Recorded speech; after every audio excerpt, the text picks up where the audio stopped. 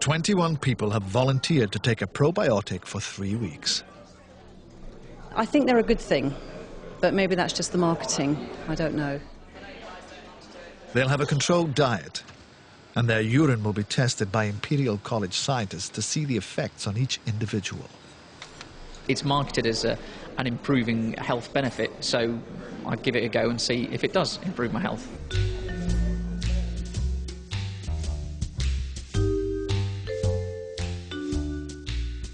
After the trial, some of the results are surprising.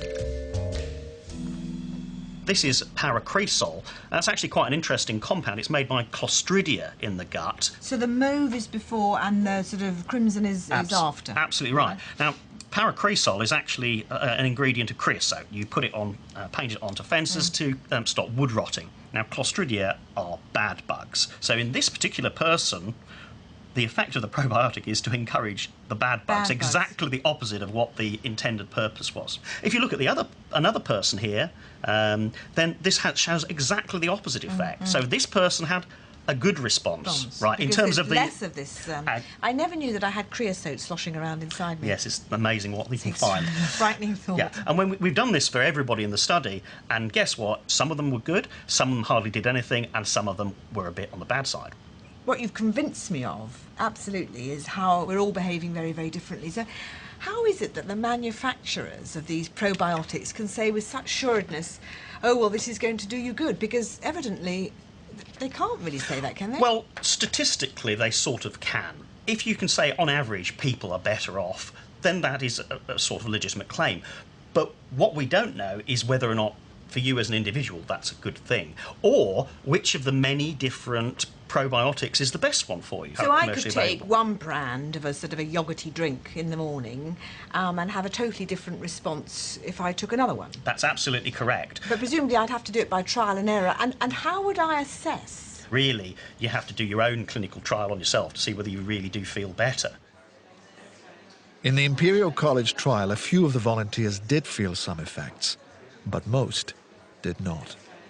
I would say I'm a reasonably healthy person, and I noticed absolutely no difference whatsoever. Didn't feel any different at all. Honestly, didn't notice any difference. Even so, Professor Glenn Gibson is still convinced probiotics are beneficial. Well, what you should do is probably give yourself a good dose of food poisoning and repeat the study. And, I mean, to be serious, if you asked somebody who is suffering very badly from irritable bowel syndrome and doesn't know whether they can go to the cinema or shopping or the theatre or even go to school, whether they wish they'd taken probiotics to try and reduce the risk, they'd probably tell you yes. It just means that you're trying to improve your chances of not picking up a gut problem or a gut-related problem. Having heard the evidence, Professor Regan now has to make a decision. Is she impressed by probiotics?